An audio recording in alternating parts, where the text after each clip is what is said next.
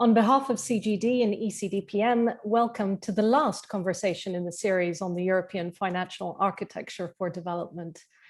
We've been exploring how to improve and rationalize the European development finance architecture and how to make development finance more impactful. I'm Michaela Gavas. I'm the co-director of CGD's Europe program and a senior policy fellow, and I'm joined by my co-host, San Bilal. Hello, I'm San Bilal. I'm heading the Trade, Investment and Finance program at ECDPM. So it gives me great pleasure to welcome our special guest, Koen Doens. Koen is the Director General of DG International Partnerships in the European Commission. Koen, thank you very much for joining us for this conversation. Real pleasure to be with you. Great. So, Koen, the outcome of the long and protracted process of streamlining the European financial architecture for development is the status quo, albeit with a plus added on. Are you content with the status quo plus as the way forward? Or do you think it was a missed opportunity to radically shake up the system to make it more impactful?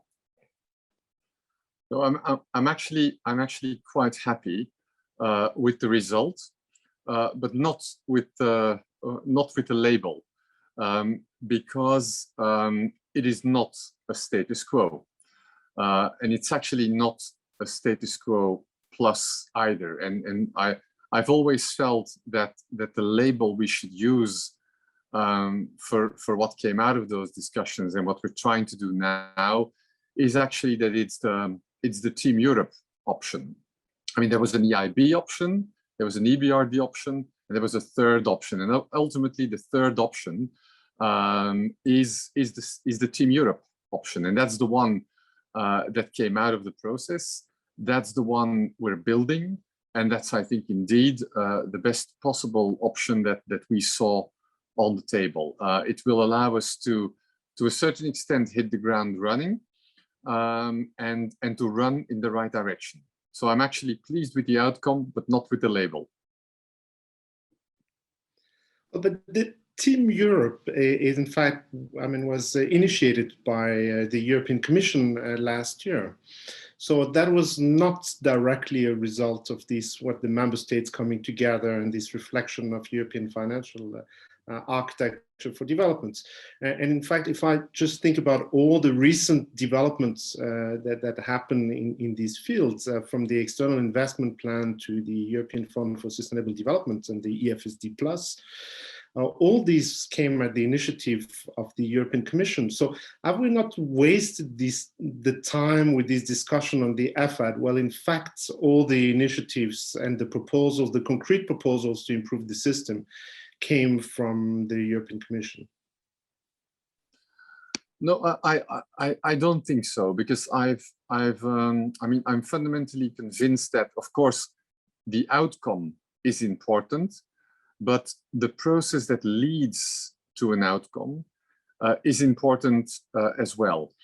And as you've rightly said, maybe the whole Team Europe idea at one point early last year, when we were discussing how can we best react to COVID, maybe it came indeed from the European Commission.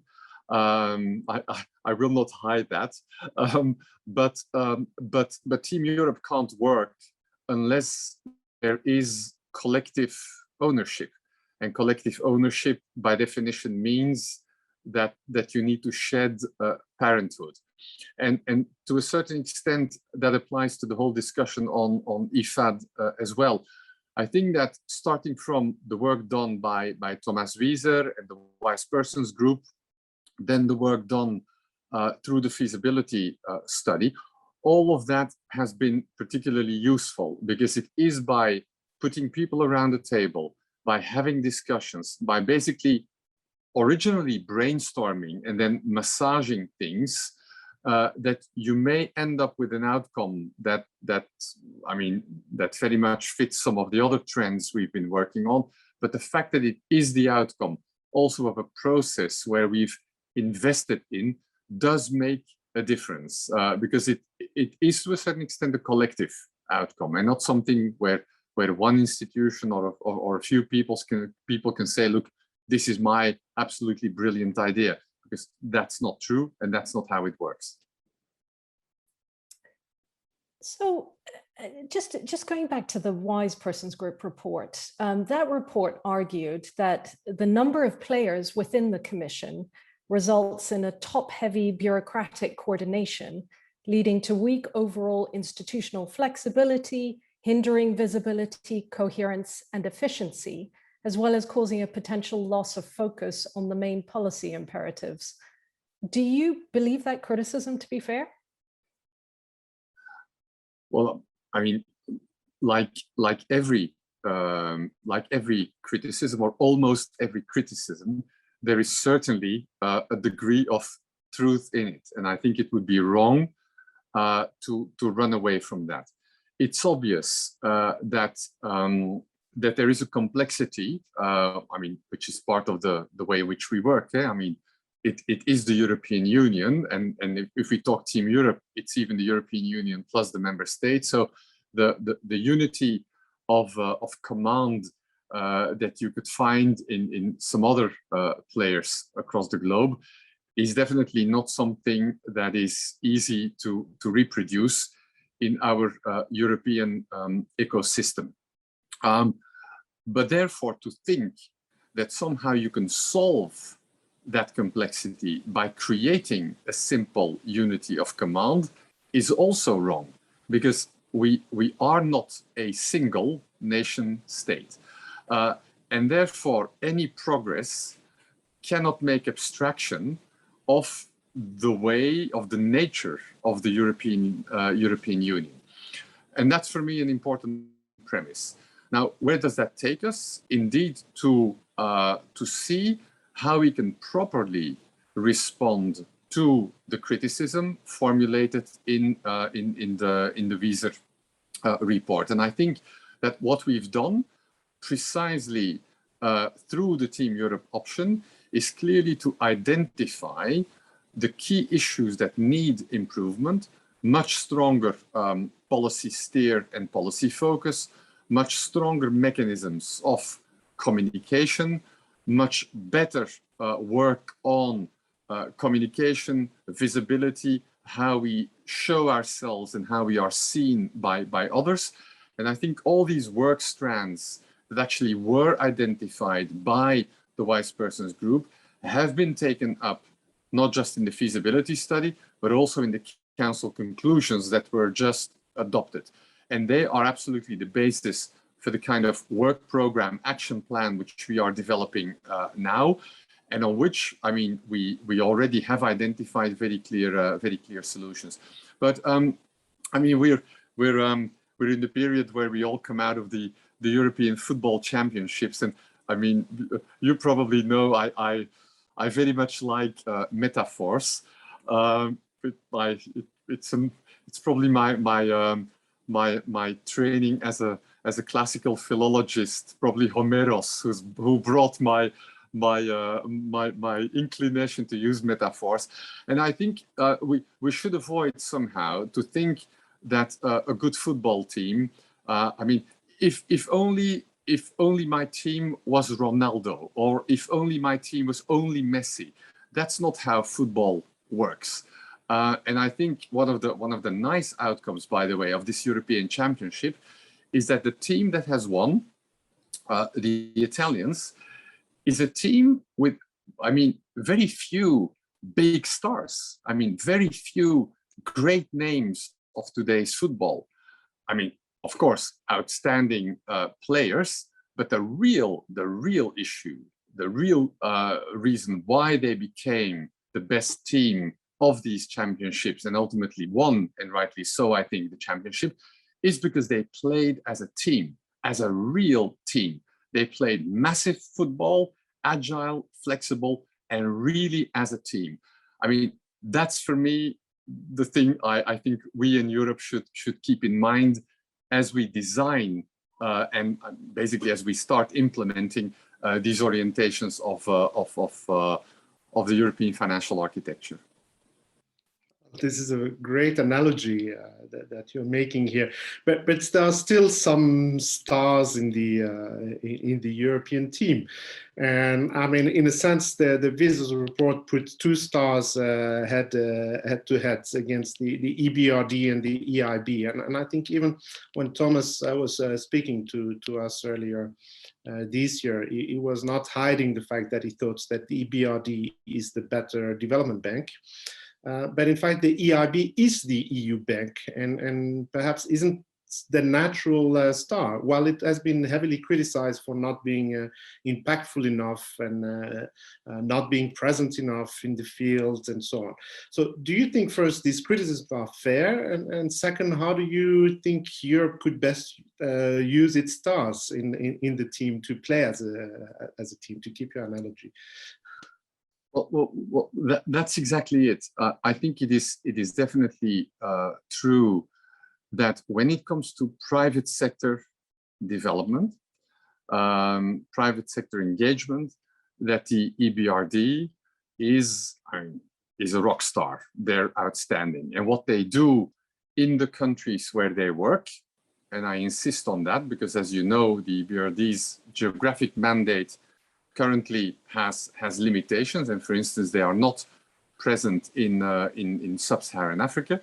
But if you take their geographic mandate and you look at what they do on the private sector, they are absolutely stellar. At the same time, as I've said, there are limitations geographically speaking. When I look at the EIB, the EU bank, there are certainly limitations to what they do or can do for the time being. I think it's normal. They are a European investment bank, one balance sheet, AAA, and so by definition, when they venture into certain parts of the world with which I am dealing and where, let's say, risk is an inherent issue, there are limits, or there are, I would say, inhibitions in terms of what they do, and therefore, indeed, they tend to be sometimes, from a certain perspective, a rather expensive bank, in a sense that the let's say the de-risking or the coverage they would require from us is on the high end of the scale. Does that mean that they are not, let's say, a prime partner, a top partner for us? No, not at all. And I think that when it comes, for instance, to something that they will continue to do with exclusivity, sovereign loans or non-commercial sub-sovereign, but also in the area of, the open architecture, private sector development, they are a key partner for us. And that brings me to the real issue, which I've always somehow regretted in the way in which things have been presented, as if somehow a choice between EIB or EBRD has to be made, or even that it's only about the EIB or the EBRD. Of course, it is not.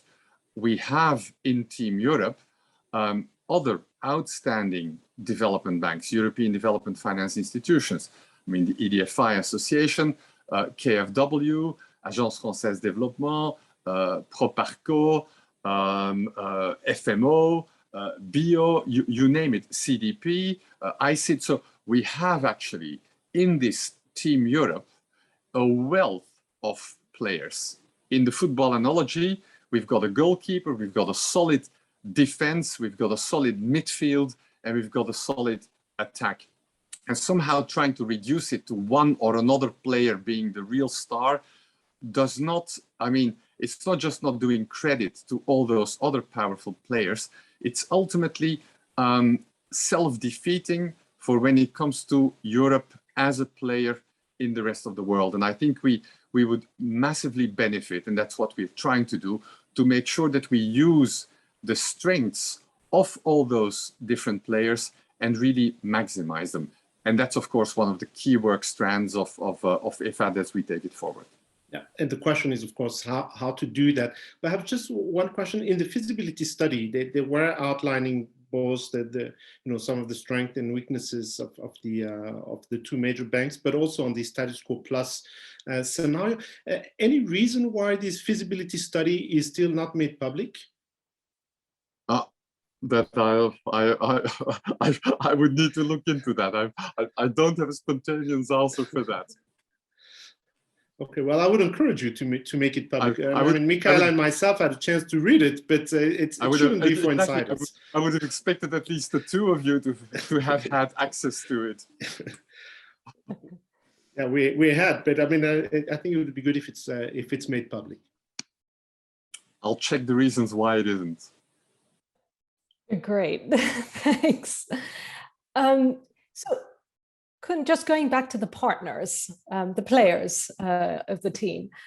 So they have themselves pointed out some of the difficulties in working with the European Commission, mainly because of its heavy administrative procedures. So can you tell us a little bit about some of the practical steps that you might take to reduce this administrative burden on the shoulders of the financial partners? Well, I mean, first of all, administrative burden is part and parcel of our lives, and it is not contrary to what some may think, the making of European Commission officials.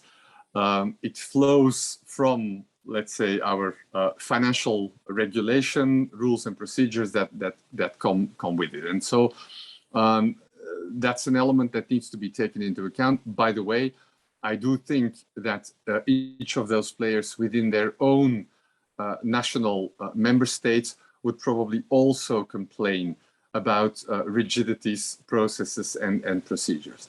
Now, I think that the real answer to it is precisely, and that's an essential element of the Council conclusions and of IFAD and the feasibility study, is to really get the engagement with those players right as upstream as possible. We cannot consider them as mere implementers of what we invent independently. And likewise, they cannot just consider us as the ATM machine or the bank for the things that they design in their offices. And it's obvious that there is a tension sometimes, which is normal, between a banking logic and a development logic. And if you let the two develop their ideas in splendid isolation, then obviously at one point in that road, you're going to have to make the two meet. And the further down the road you go, the more complex and difficult it is to orchestrate that meeting. And that's why, and in a sense, we are lucky, time-wise. We are now at the start of a new budgetary cycle. So we are programming our new instrument, Global Europe instrument. And that, of course, has provided us with the perfect setting to actually start engaging with the European development finance institutions, and by the way, with the agencies, the development agencies of our member states and the GIZs and so on of this world up front, rather than design the programs ourselves with our delegations and with partners. We've actually invited them to the table so that we can actually listen to them and see now if we see renewable energy as a key issue, or private sector development as a key issue, or digital connectivity and all that comes with it as a key issue. Now, what are the ideas you have? What is the stuff you have in your pipelines? We can then come up with our ideas, and that's how we are starting to design now and what we call the Team Europe initiatives, which therefore benefit upstream in the design phase from the knowledge, the expertise of all of the players that will ultimately need to be involved. And that allows us to already incorporate some of the limitations, some of the issues that otherwise would only, I mean, create indeed procedural complexity down the line. That requires a lot of work. It's innovative. It's a lot of front-loaded work with many of them, but I'm happy to see that all of this is working, and a number of our partners of the EDFIs have actually invested extra human resources in order to equip themselves to do that, and that's true for all our major partners. That's true as well for the EIB, with whom we now have, I mean, closer relations, I would say, than ever. Of course, there are limitations in terms of their presence on the ground, but I mean, in these COVID times, everything has become virtual anyway. And we see how the link between EIB, I mean, their representatives on the ground, their people in Luxembourg, us here in headquarters, and our staff in the delegations, how that has really, I mean, we've taken this to a new level. And likewise, with the embassies of our member states in our partner countries, likewise with the representatives of the EDFIs. To a certain extent, the new programming period helps. To a certain extent, I must say COVID-19 also helps, because since we've all been launched now, willingly or unwillingly, into a cooperation environment that is much more driven by VTCs, Zooms, WebExes, and so on, that has certainly also facilitated the approach to be very broadly and inclusive. And as you know, we've driven this process also very much, let's say, top down, with meetings almost every 3 months, where I bring together with the Director General of DG NEAR, with the Secretary General of the External Action Service, where we bring together all the Directors General of Development Cooperation of the member states, plus the CEOs, the heads of the development finance institutions, plus the heads of the development agencies. And so we've created a whole new way of working together, much more upstream, and that's of course a premise. The whole thing we're trying to do cannot work unless it brings the design of things we want to do, I mean, to the design phase and not just to the implementation phase. It's for sure you have been very active, and I mean, both responding to COVID and getting the NDC Global Europe in place, and the programming exercise. You are very busy right now and doing a lot. Perhaps just stepping back and thinking on, you know, where would you like to be in 3-5 years time, and already drawing some of the lessons that you know, you're gathering now from this experience. You have highlighted some of the positive elements, but what do you think some of the challenges that you have to tackle, and where would you like to be? Well, what's if you could dream a bit and say, well, you know, if you had a bit more time to breathe and to think forward, where would you like to be in 5 years time? What do you think the key issues that have to be tackled? The key issues for me are, I mean, there are 2 tracks on which we really need to work. One, I would say, is the more, I wouldn't call it theoretical one, but it's obvious that in order to take what we're trying to do really forward, that there will have to be real discussions on, I mean, policy first. What does it mean? How do we do that? And I think what we're doing now with this joined up way of working in the design phase is a good example of it. But I think we will need to spend time over the next couple of years to really script it. Script policy first. We will need to script very much in detail the whole procedural issues that you've raised, Michaela. I mean, how can we create better consortia between the EDFIs? And we know that some of them are working much more closely together, and that's good. Notably the big ones. How can we improve I mean, mutual recognition, reliance on each other's procedures, and so on. So there's a work strand there.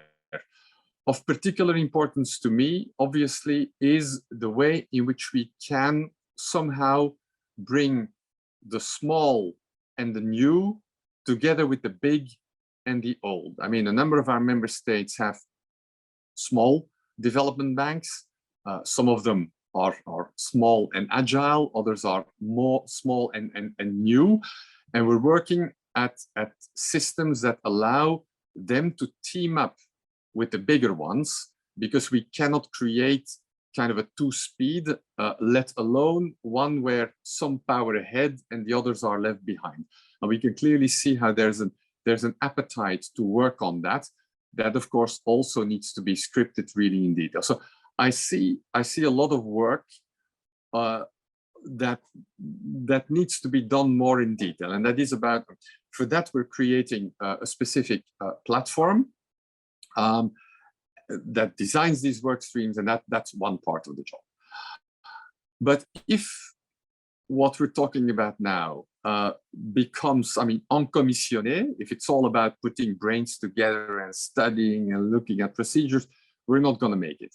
We need, and that's my second track, we need successes. We need to show, look, this works. I mean, we all know there's nothing works better than collective success. And that's why in parallel with this work that is crucial, crucial to get the script of all these things right, why in parallel, I hope that in 3-4 years' time, Sam, to reply to your question, we will be able to show across the globe in a number of geographic areas, look, this is what Team Europe can do. And I think that we have a number of ideas, of bigger projects in the pipeline on which we are working as Team Europe.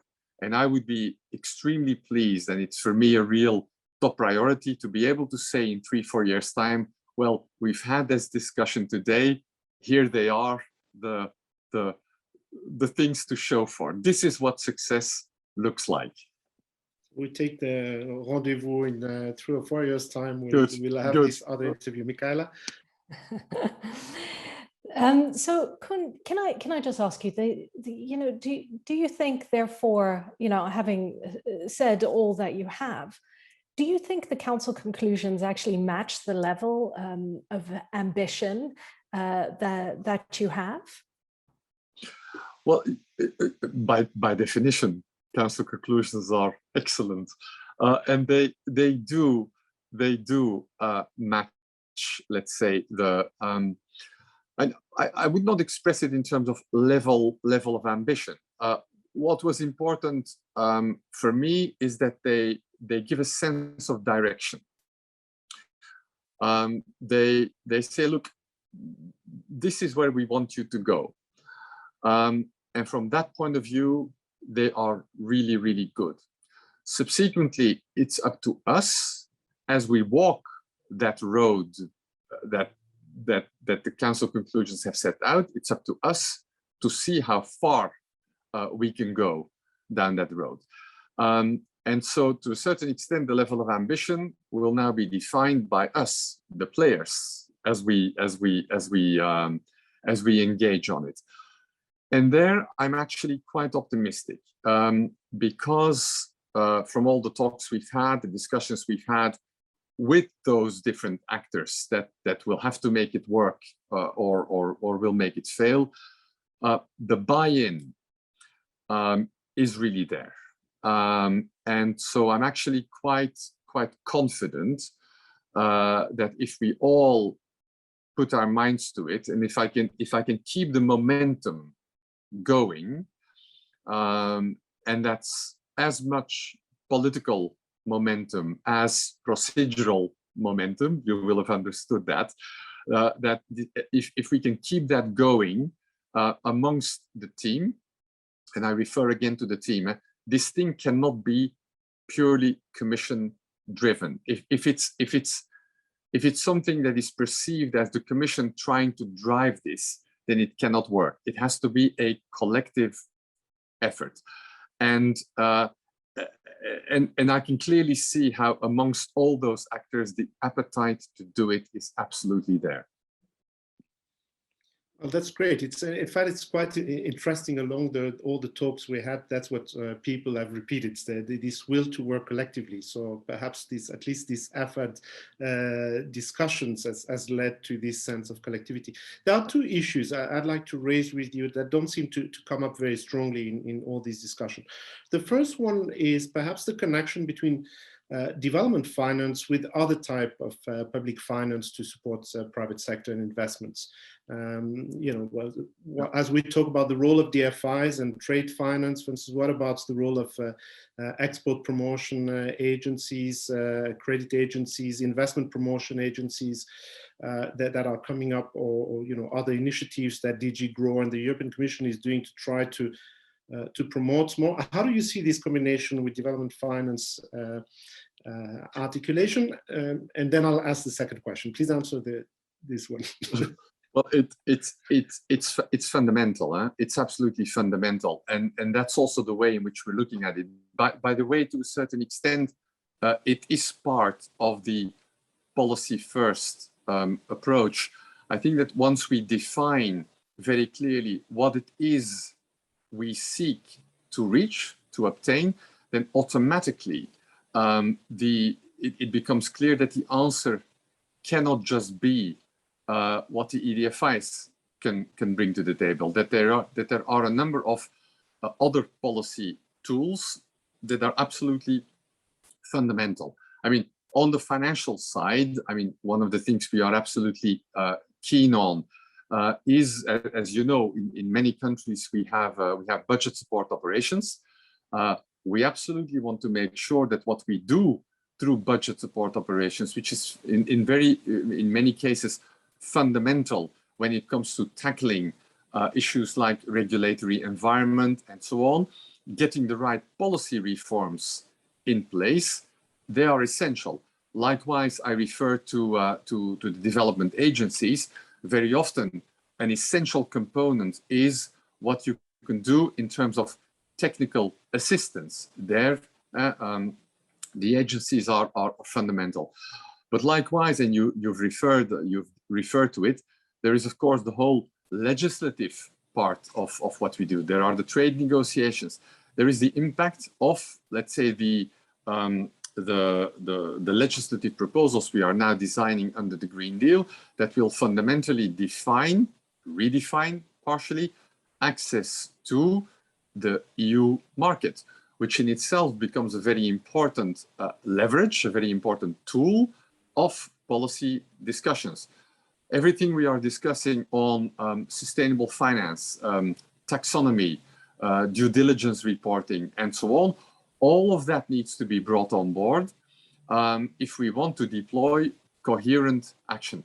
And that's where more than ever, this whole policy first dynamic is essential, because if not, I mean, if the left arm doesn't know what the right hand is doing, all of this risks falling apart. And that's very much at the heart of the approach, which, by the way, explains why the whole programming process we have set in motion now does not only involve the EFAD players, the EDFIs and so on, but more than ever before, we have fully involved all the other Commission directorates general in the exercise. When we want to do, I mean, we want to design, let's say, a digital approach to certain parts of the world.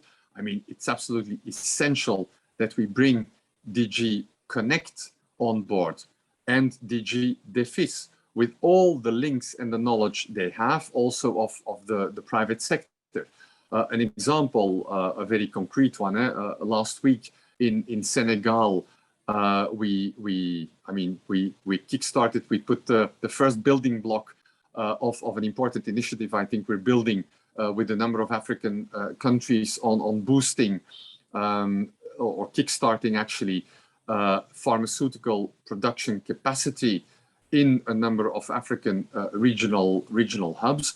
We are doing that work in a full 360-degree approach together with DG GROW, Commissioner Breton, together with DG Sante, Commissioner Kyriakides, with our member states to make the linkages between African regulators and European regulators, with the EDFIs, because there is a private sector development component, with the EIB, because there is a sovereign component to it, and so on. It's actually, in a very concrete way, a nice example of how Team Europe, but then fully fledged, can come to play, and how when we do that, and we do that well, we are really, I mean, top partners for countries across the globe.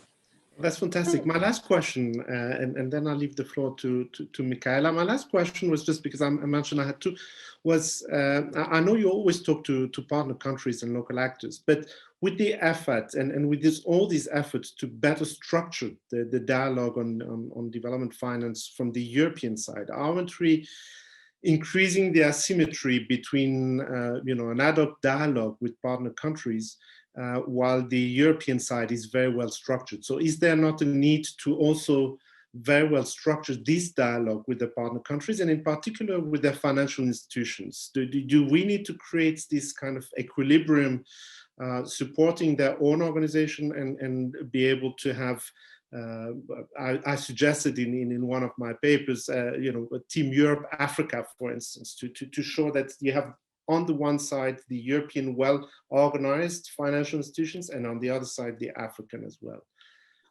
I would partially agree and partially nuance what you say, and I'll start with the nuance. I think we should not underestimate at all our African partners, and when we talk to many of them, be it heads of state or prime ministers or ministers of finance or ministers of the economy, I mean, many of them actually have a very, very good idea of what needs to be done, what they want to do, where the real advantages of their country lies. And I think that one of the things precisely we have not helped them with is by addressing them in spread order. They need to talk to one, and then to the other, and then to yet another one. And I hope that through Team Europe, we can offer them kind of a center of gravity, something that they can say, look, these are, because that's the starting point, is what do they want to do? What do they see as their top priorities as they want to recover from COVID-19 and do that in a sustainable way? And there, if they tell us, look, it's agricultural development, or it's tourism, or it's digitalization, or it's renewable energy, they will now find in Europe, in Team Europe, a much more solid partner that brings all these different policy and actors together. So rather than imposing ourselves, it's the other way around. It's offering a much more efficient and better partner. Moreover, and this is, I think, where we do have work to do. I think at the same time, working with African financial institutions, African Development Bank, and especially the national development banks as well, that there is massive space to do much more. And I think that what the French have started and the Italians are now taking over, the whole financing common dynamic, where we bring together national and regional development banks, and we start thinking collectively about, now, what's the sense of direction? How can we do that? I mean, I thought it was an absolutely brilliant idea. I think it's very good that there will now be a second financing common summit. Animated and driven by the Italians as chair of the G20, and I'm part of that preparatory process. So it's very good that this is now brought into a G20 framework, and that we're looking with the Indonesians if they can. I think this is a fundamental dynamic in bringing that, the kind of I wouldn't call it empowerment, but it's really working much more closely together with these development finance institutions of our partners. And it's not just about Africa, it's also about other parts of the world. There is definitely space to bring things much closer together. Koen, I just have one final question, just picking up on your points about collaboration with some of the other directorates general, but also, you know, your last point, you know, beyond Africa and working together. We had a conversation with DG NEAR, and we asked about Team Europe and you know how they might be involved. They clearly indicated that Team Europe was a DG INPA initiative. So what's happened here?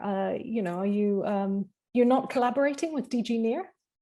Well, we are very closely collaborating, and I don't know whom you've spoken to in DG NEAR, but actually when we came up with the whole idea of Team Europe, which was February last year, it was basically a tandem exercise with Christian Danielson and myself. Christian, who was then the Director General of DG NEAR. And I mean, he at the time and DG NEAR have absolutely put their shoulders under Team Europe. And I think that whenever we organize these the big meetings every 3 months with the development DGs, with the EDFIs, I mean the current Director General of DG NEAR, Maciej Popowski, Katerina, they're always present. I think that the appetite of our member states and of the EDFIs to also work in a Team Europe approach, also in let's say in the near part of the world, southern neighborhood, eastern neighborhood, is certainly there.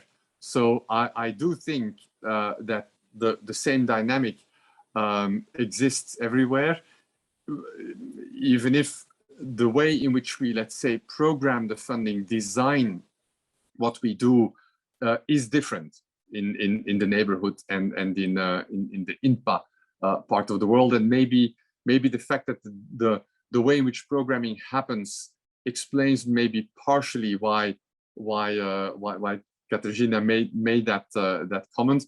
But I don't see this as, let's say, two worlds operating in parallel. I do think you will see Team Europe in the near part of the world as well. That's great. Well, thank you so much for joining us and for this really interesting conversation. And best of luck. Thank you very much. Thanks a lot. It was really a pleasure. And I mean, we certainly have rendezvous in 3-4 years' time, but I do hope it will not take 3-4 years. We'll certainly be in touch before that. For sure. Thank you very much.